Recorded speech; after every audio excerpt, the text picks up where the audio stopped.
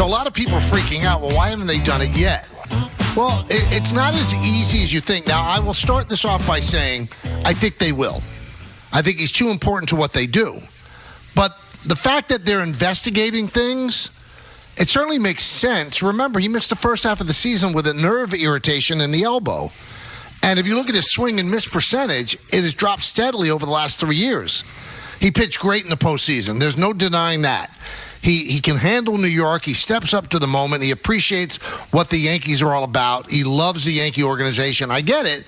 But remember, it is a business because all those things being said, that when he had an opportunity to opt out of his contract, which has 4 years at $36 million a year left over, he did. And the only way the Yankees could stop him from being a free agent is if they add a 10th year to the original 9-year contract at $36 million a year. I think they'll probably do it. Now, John Heyman of the New York Post is reporting the Yankees and Cole are moving closer to an agreement. And that leads me to believe it's not as simple as the Yankees just taking that fifth year and adding the $36 million. Maybe the Yankees are saying, we'll add a fifth year, but maybe at 20, maybe at 25. But we don't want to do it at 36 because you'll be 39 then. And this is the first time you've had any kind of injury. And the Yankees know more about the injury than anybody else because they're the team that had control of him. So their doctors saw him. They know every single minute detail. And what Gerrit Cole and Scott Boras, who's his agent, had to calculate, Don and Peter, if the Yankees don't pick up the option, he becomes a free agent. Is anybody giving him the 5 years at $175 million that he wants? And I think there'll be somebody, because he's 34 years old. Remember, He's 34 years old. Again, I think they'll do it. But the fact that they're exploring all options, I don't think that's a crime. I really don't, because he's exploring options. Now, I don't know if you saw this a couple of days ago. John Boy had tweeted. He said, is there a world in which they could say, hey, Gerrit, how about we get ourselves in a deferment game? Instead of adding a 50 year at $36 million, we redo the contract 5 years at $40 a year, but defer the $30 million. Like, is that something they could be negotiating right now? Yes. So there are ways, because I can understand that still may not age well, where you get to the end of the contract and he's a guy making a ton of money that isn't doing anything for you. You want to try to get out of that game, right? So if there's a way to not have to add that extra year, but you do add a little salary and you could defer some money, that might be the way to go. Now, there are teams that need pitchers, Michael. I mean, the Dodgers almost won a World Series almost with nobody in their starting rotation. Would they be interested? Would the Mets get involved? So I think there'll be teams interested, but again, $36 million a year for a guy who missed half a season with an elbow issue, that's a gamble. It is a gamble. But it comes down to the same conversation. Is how much you willing to pay a pitcher, because how much do they really impact the game?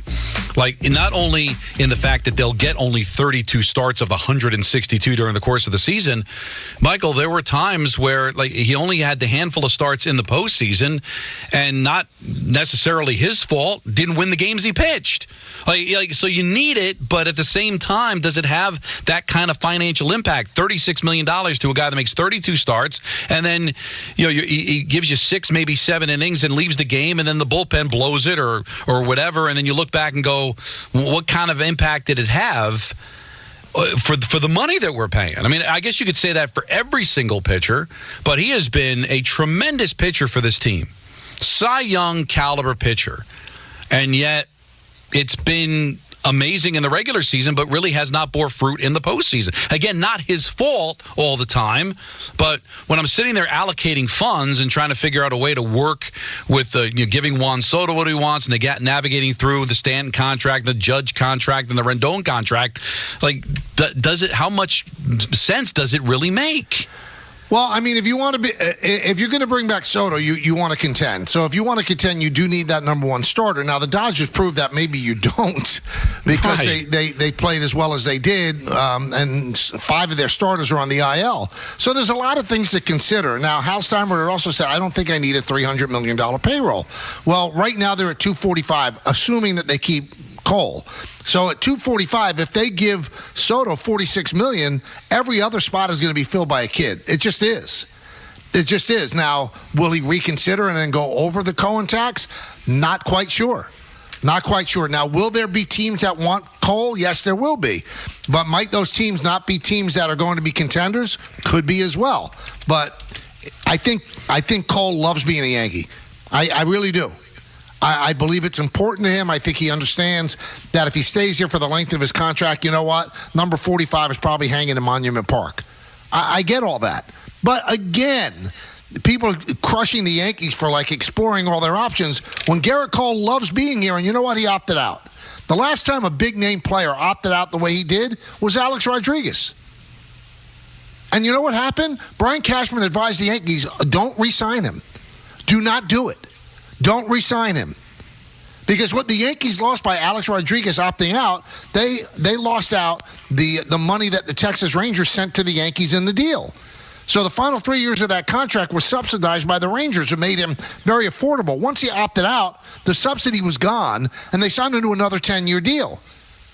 Now, if you're the Yankees, probably say, you know, it was worth it. He helped us win in 2009. But the back end of the contract didn't age well. There was 1 year that he didn't even play because of the hip injury. And then there was another year that he was suspended. So that was money they didn't spend because obviously you don't have to pay somebody who's suspended. So Cashman told the Yankees, no, we are not re-signing him. Then it got to be a higher level thing, and they said, we are. Hank Steinbrenner, said, I want to sign him, so they got it done. I would say Brian always likes to get funky. He wants to build a team from scratch, I believe. He's never told me this. But if you could get out from under $36 million, and then you could get out from under Soto's $31 million, right, all of a sudden you got a lot of money to get funky and build a roster that's different. I'm not sure that that's the route they want to take. I don't think that this is the hill they want to die on. So, again, the deadline is at 5 o'clock, and I think that at 5 o'clock when you could sign anybody, at 5 o'clock, the free agency opens up. I think that Cole's going to be a Yankee. I really do. I agree, but I can understand being apprehensive about it. I can understand people having an opinion on maybe not doing it. Remember, they played some of their best baseball of the season when he was out. Yep. And didn't win his starts in the postseason. Again, both things can be true. He is an amazing Cy Young Award pitcher that could end up in not only the Hall of Fame, but also find himself in Monument Park. But at the same time, can that money be spent elsewhere to help you win? Especially when you're trying to get into another long-term marriage with a player at big-time money. So I can understand. It's not being cute, Michael. I think it's actually being quite, fiscally responsible. Like this $36 million and then tacking on another year, is this going to help us win a championship? And it could be something that they're designing some kind of deferment, like what Ohtani did. Mm-hmm. Listen, we'll even bump you up to 40, but we're going to pay you $10 million a year, and we'll defer the $20 million with interest. So we'll see if they do that. By 5 o'clock, we should know. Doc Rivers what's the matter? I have breaking news. Oh, no, that's done? Okay. All right. I have a John Heyman report that the Yankees and Gerrit Cole have come to an agreement. Wow. The great national nightmare is over, according to John Heyman. Yay! Right. Well, I do not have... You don't have specifics? I do not have the specifics. They have agreed to stay together. That is all. We'll get you more shortly. That's what... Go ahead, Anthony. Nothing important. Nothing. Okay. So yeah, we don't have any details. Here's a little bit more from Heyman. Cole will continue on with his existing agreement with the thought that an extension discussion will occur later. Both sides wanted to stay together, so they did. So not a sexy agreement, but an agreement nonetheless. So he may get the extra year. It may get deferred. Something's going to happen, but he's cool to wait until there's resolution. I guess that's okay. You know what? I need everyone to stop talking. All right. So during ENN, Peter said that the Yankees and Cole have come to an agreement to discuss an extension. Now, let me try to decipher this as best as I can. The opt-out was to get a fifth year tacked on at $36 million, so he wouldn't be a free agent. He's not getting that year. To me, that tells me that the Yankees said, listen, you're not going to get the 4 years at $36 million that you presently have and become a free agent. We'll try to do something in the fifth year, but we're not doing this. And I guess he blinked because I think he really loves it here. Because if he really wanted to be a free agent and test the market, he could have. I don't think he wants to. I think he wants to finish his career here.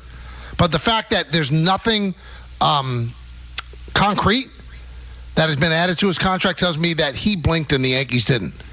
Yankees said, listen, go try.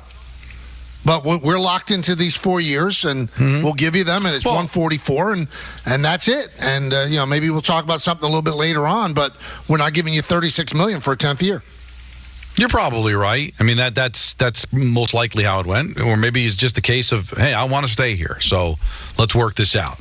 I don't want to go anywhere else. But they didn't work out anything. But he's staying. Right, with the same contract. 4 years, 144. Now, but is the motivation the fact that you're not going to get it anywhere else, or hey, I don't want to get it anywhere else. I want to stay here. Well, maybe that 5th year was so time consuming that they didn't want to be free agents. So the deadline was 5:00 and they got it done. Yeah. So they say discussions on a potential contract extension will continue, but he has no leverage anymore, Don. No. Because he's not a free agent. So the only leverage he had was, well, I'm going to go out and get a better offer. He didn't do that. He wanted to say they wanted him here, but it looks like they didn't want to give him that 5th year. So the question is, did he throw away his leverage because he wants to be a Yankee, or he realizes that if I go test free agency, it's not going to be any better than where I am right now? Right? Is there anybody else that was going to give him more, that where it'd be worth him to become a free agent? Probably Cole and Boris looked around. 34-year-old pitcher coming off a half a season when you were on the IL. Yeah. I don't know if there's going to be a team that gives you 4 for 144 or 5 for 180. That's what it would be. Now you wonder, it's such a copycat league, and sports is copycat. Like, does anybody look at the way the Dodgers won and said, you know what, maybe getting in bed with these pitchers at big money and long contracts, the way they get hurt, how much the game changes once they leave. They don't pitch a ton of innings anyway. We don't want them to pitch a ton of innings.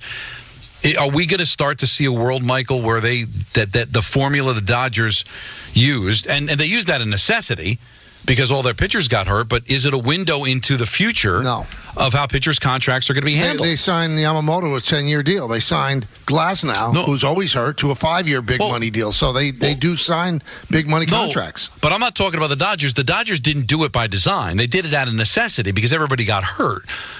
But will another team, especially teams that don't have a ton of finances, look at that and go, let's do what the Dodgers did. Why are we investing all this money in pitchers, long-term contracts, big money each year?